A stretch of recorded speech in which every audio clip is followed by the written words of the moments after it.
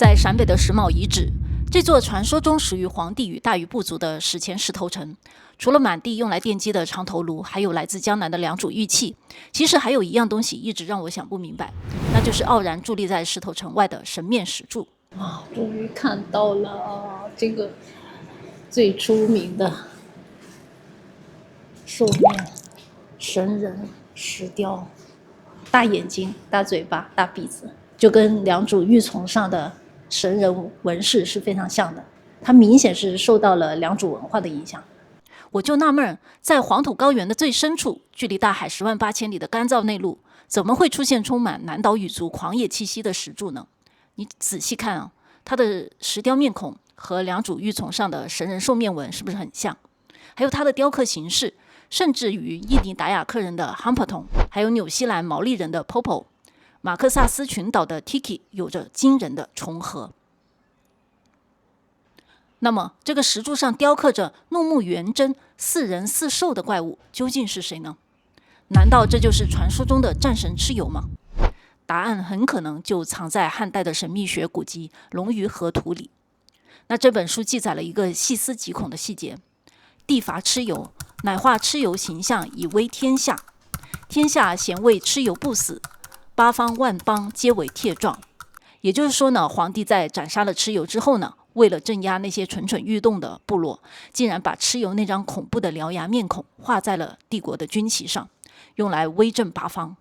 那这就完美解释了为什么皇帝的后裔会在自己都城的城墙上刻下了这个可怕敌人的面孔。我所在的位置呢，就是良渚先民的祭祀台瑶山祭坛。而早在元代，著名的学者朱德润呢，在他的古玉图中，就将这个带有獠牙兽面纹的古玉环命名为蚩尤环。那后世的学者其实很早就认可了这张口吐獠牙的面孔其实就是蚩尤，而这种蚩尤环呢，正是来自蚩尤的大本营良渚的瑶山祭台。良渚呢，曾经是南岛语族和中国南方先民的共同祖源地。那直到今天呢，这些族群生活在大洋孤岛和热带雨林里，依然伫立的风格惊人相似的祖灵柱。那这一切的巧合都在向我们拼凑一个真相：官方史书上的黄帝大战蚩尤，根本不是什么腾云驾雾的天神交战，它是一场真真实实跨越了半个东亚大陆、长达1000年的大战。那么远在黄土高坡的北方部族和盘踞在长江下游的南方鸟国部队，究竟是怎么发生这场宿命的碰撞的？这一集我们来一一解密。根据最新的古 DNA 检测报告显示，距今4000多年前的石峁遗址呢，其主体父系基因 O2 系和中原的农耕族群是同属一个支系，是土生土长的黄河本地人。但诡异的是，这群陕北土地上的史前霸主却神奇的完整的接收了南方神犬鸟国 O1 系的文化，从鸟图腾、蚩尤纹到最血腥的砍头奠基习俗，无一遗漏。那这一切呢，都要回到石峁建成的前500年。那时东亚大陆的气候发生了恐怖的突变，夏季季风衰退，海潮侵袭了东方，大洪水淹没了长江。良渚古城的子民呢，正倾尽全力修建大坝来防洪，那生存空间呢被极度压缩。而在中原和北方呢，则陷入了极度的寒冷与干旱。为了一口粮食，为了活下去，各路大军呢，在中原腹地迎来了宿命的碰撞。那当时占据中原的呢，是一群种植小米的O2基因人群，我姑且称他们为黄帝部族。那当皇帝正在为年年欠收的粮食一筹莫展的时候，他的领地边缘呢，就涌入了一群身高接近2米的山东人。那皇帝很快就查明了，这群东方巨人呢，其实就是被蚩尤打败然后逃过来的。那看着这群东方来的难民呢，那皇帝的脑海里闪现了一个念头，那就是敌人的敌人就是朋友。面对如日中天的蚩尤兵团呢，结盟是迫在眉睫。那不过啊，现实是很残酷的。那即便是皇帝的中原农夫加上逃难的夸父族，面对装备了石斧还有毒箭还有乌战体系的蚩尤特种部队呢，他们依然感觉到是力不从心。那被逼上绝路的皇帝呢，下定决心向大西北边境的一群陌生人求救。那这是一群常年在西北黄土高原还有蒙古和西伯利亚冰原游荡的游牧猎人。那《史记》里面记载，皇帝曾驱使熊、貔、貅、出、虎上阵冲锋。那拨开神话的魔幻外衣啊，这句话里面所谓的猛兽，极有可能指的就是这群披着熊皮、带着猎犬的西北盟军。他们是拥有美洲印第安人亲属血统的单倍群 Q 系，还有古老亚洲猎人 C 系，还有 N 系的边缘部族。他们没有发达的农业，却拥有极强的抗寒还有抗旱的极限游牧作战能力。那很快，这支由黄河农夫、东方巨人残部还有西北冰原佣兵组成的超级多边形联军抵达了山西运城的盐池。那在这里啊，为了争夺史上最稀缺的战略资源盐和粮食，他们跟蚩尤的南方精锐兵戎相见。那这就是大名鼎鼎的涿鹿之战。那在官方的史书中呢，皇帝在涿鹿是大获全胜，但是胜利的过程绝非轻描淡写。古兵书中留下了令人窒息的10个字：3年城不下，9战9不胜。在石器时代，一场战争打了整整3年，这意味着什么？意味着皇帝的超级联军呢，在自己的主场节节败退，被逼到了亡国的悬崖边缘。那常规的战术已经彻底失效，皇帝用尽了最后的底牌，甚至在神话中召唤了应龙进行水攻，请来了9天玄女传授奇门遁甲，才最终扭转乾坤，将蚩尤斩首。那在后世书写的史书中呢，蚩尤被永远的钉在了五天子造史作乱的耻辱柱上。但这真的是历史的全部吗？在正史里，蚩尤是暴虐的妖魔，但在民间寻访时啊，我却发现村民们依旧发自肺腑地敬拜着这位祖先。如果他真的是一位十恶不赦的暴君，为什么从北到南，老百姓都会对他有着如此深沉的眷恋？那在当年大战的山西运城，至今依然伫立着蚩尤庙。当地人传说，每当高温干旱，运城盐湖就会变成血红色，那就是当年蚩尤被斩首时留下的鲜血。老百姓用这种自然现象纪念着这位战败的英雄。而在南方苗族人的风木歌里，讲述着更悲壮的故事。蚩尤死时带着的镣铐，化作了漫山遍野的红枫。当年与他结盟的夸父倒下时的手杖，化作了绵延千里的桃林。我现在是在湖南的安化县的乐安镇，我身后的呢就是蚩尤村。在湖南的蚩尤村走访时，我无意间遇到了一位当地的老乡。起初呢，我以为这尊蚩尤像呢是政府拨款修建的，没想到这全是村民自费一砖一瓦筹建的。老人告诉我，他冥冥之中能感受到蚩尤的感召，他甚至跟我讲述了古老的眉山法术。那有这么厉害，那个就是一跳跳的，他只要都盖过的了，一跳跳的跳过去，他每天都收集到收的。他就立一根竹竿，他让那个鱼跳过去就可以跳过去。对，一跳就跳过去。他就是能够引了斗栏打水，挑水。那斗栏那花栏了。他可以用竹篮挑水对，那走栏完了，水都不能漏出去。这就是眉山文化。那听刚刚老爷爷讲的那个蚩尤的眉山法术呢，完全可以相信蚩尤呢是一个拥有强大法术的一个军团，所以皇帝集团跟他们大战了好几年都一直没有赢。那在老人的指引下，我穿过一片幽深的竹林，寻找着那座已经被世人淡忘的蚩尤衣冠冢。老奶奶好厉害啊，她亲自上阵，还提着一袋豆腐就上去了。我已经看不到阿姨的踪影了，这些势头感觉不太一样啊！你好厉害！对呀，你看会可能就在这附近啊，就在这衣冠冢啊，它应该是有几块石头立起来的。当地人说，当年蚩尤是为了部族的生存被迫远征，临行前他立下誓言：若我背叛族人，这竹子便会空心；若我为族人浴血到底，初心不改，这竹子便如我心一般实心到底。我感觉这上面刻有东西。哇，好多哦！这里好多竹子哦。这里好多。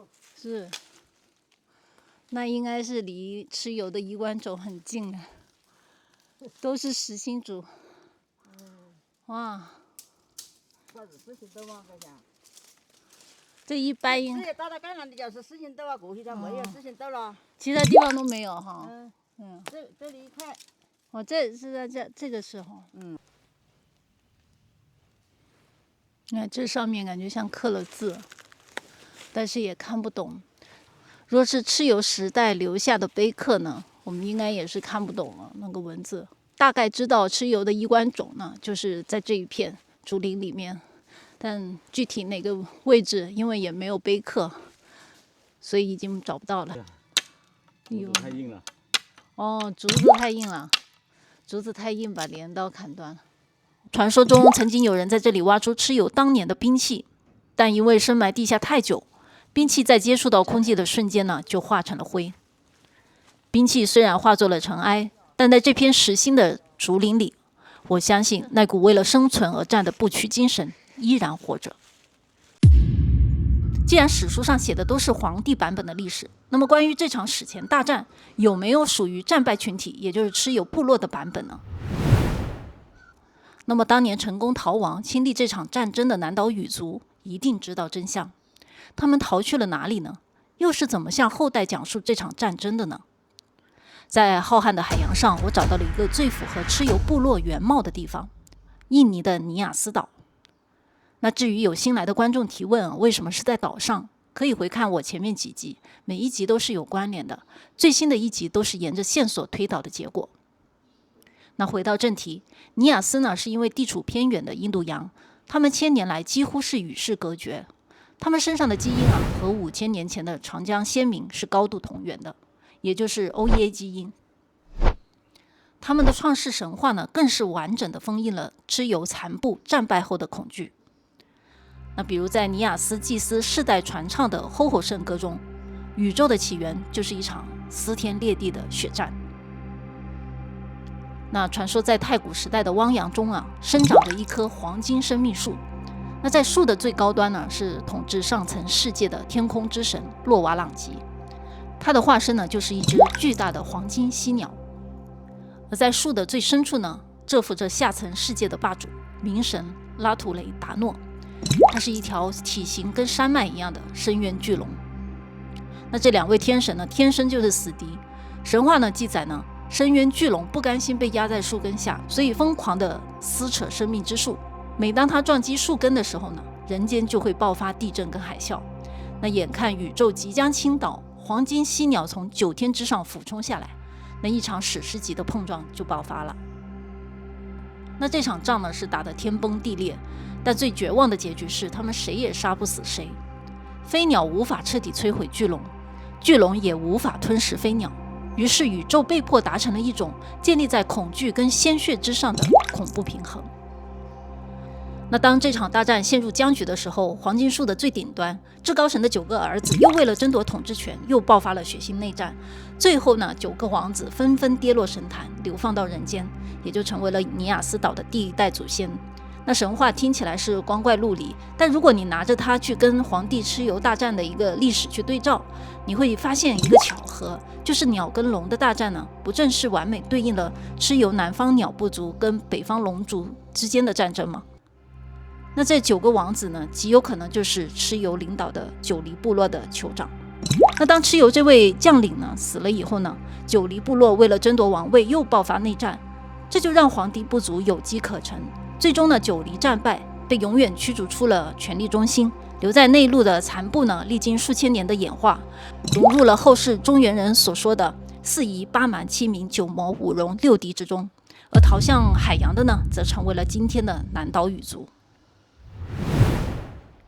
那如果说神话对应上了尼亚斯人的文化，那么19世纪尼亚斯人跟荷兰正规军之间长达数十年的战争呢，则是一场近代版的黄帝大战蚩尤。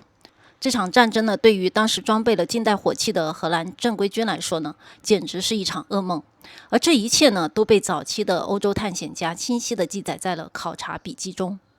1863年呢，荷兰派出全副武装的远征军，企图拔除尼亚斯南部的核心要塞奥拉西利村。他们原以为这不过是一场简单的武装游行，结果迎来的却是史前战术的降维打击。那首先是绝地要塞的地理压迫。尼亚斯人的村庄呢，是建在陡峭的山顶。当荷兰军队在闷热的雨林中仰攻那条被称为死亡石阶的通道时，完全暴露在了尼亚斯战士的视野中。滚下的巨石与淬毒的长矛让荷兰军队寸步难行。那更让荷兰人崩溃的是防弹装甲。尼亚斯战士身上穿着用光狼树纤维编织的黑棕衣，那这种史前藤甲在面对19世纪早期的黑火药滑膛枪时，竟然具有极佳的防弹效果。铅弹打在极具韧性的纤维上，动能被迅速的吸收，死死的缠住，根本无法造成致命的穿透。而在肉搏当中呢，荷兰士兵的刺刀更是完全刺不穿这层防具。那为求自保，荷兰人在营地周围设置了高高的木栅栏，但他们根本不知道对手是一群从小练习跳跃2米高台的怪物。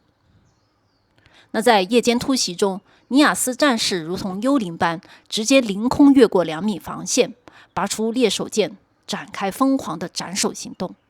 随后又翻出栅栏，消失在黑夜里。近代阵地防御在这种史前特种突击队面前形同虚设。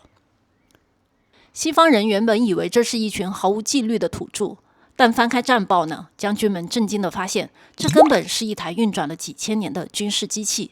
他们被称为扎波尔，并且绝对服从酋长命令。出征前呢，举行严格的祭祀，战斗时有明确的阵型配合。而最让欧洲士兵感到毛骨悚然的是，这群战士对痛苦与死亡的生理隔绝。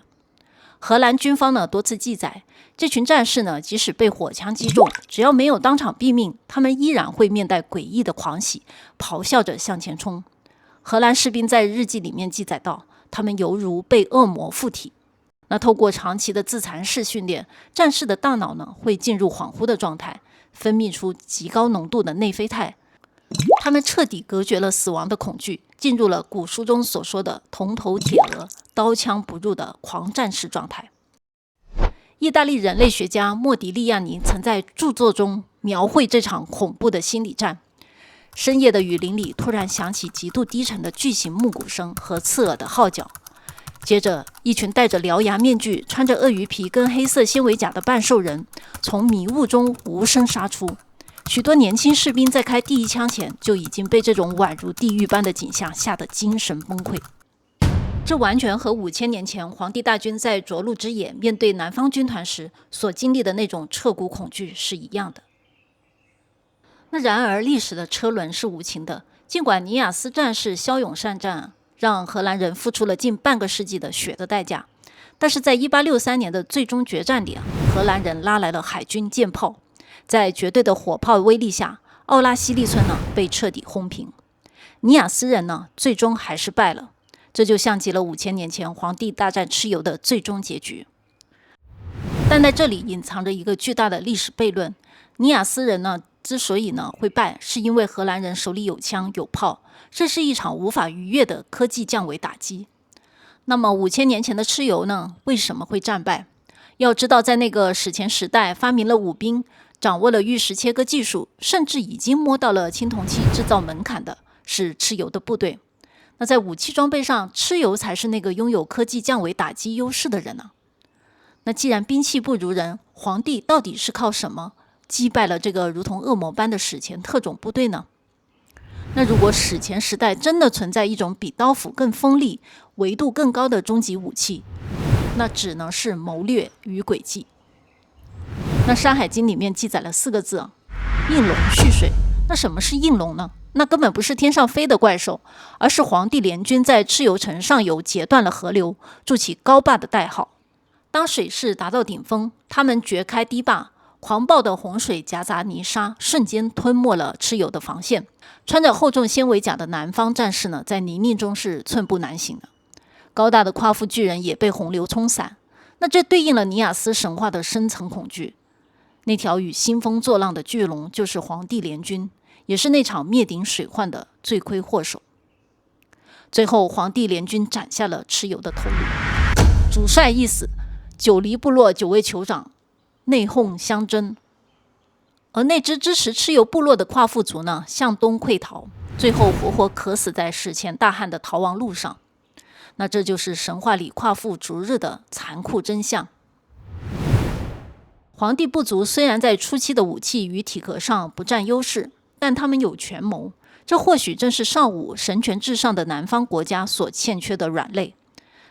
那于是呢，蚩尤兵团呢瓦解，长江下游的良渚也被洪水彻底摧毁，鸟国联邦呢慢慢的走向崩塌，昔日的贵族呢只能驾舟四散逃亡。那不过呢，这群皇帝联盟呢，虽然有强悍的武力，却没有自己的高级神权文化。于是他们全面展现了极强的学习能力，夺取了蚩尤的武器，学习了他们的兵法，甚至全盘接收了对方的宗教与审美，包括猎头、雕刻祖灵柱、建造巨大的石头城，以及用战斗中俘虏的战俘头颅来为城墙奠基。那这就完美解释了我们开头的那个疑问：为什么在黄土高原的石峁遗址，我们会看到充满浓厚海洋气息的石头城呢？那看到南岛语族的祖灵柱，看到良渚玉器，还有满地用来奠基的长颅形头骨，那这一切历史的解锁钥匙呢，都握在了今天南岛语族和陆地上的少数民族手中。神话里的战神虽然死去，但他留下的恐惧与图腾却反向殖民了胜利者的灵魂。我是阿斐，我们下集继续解密。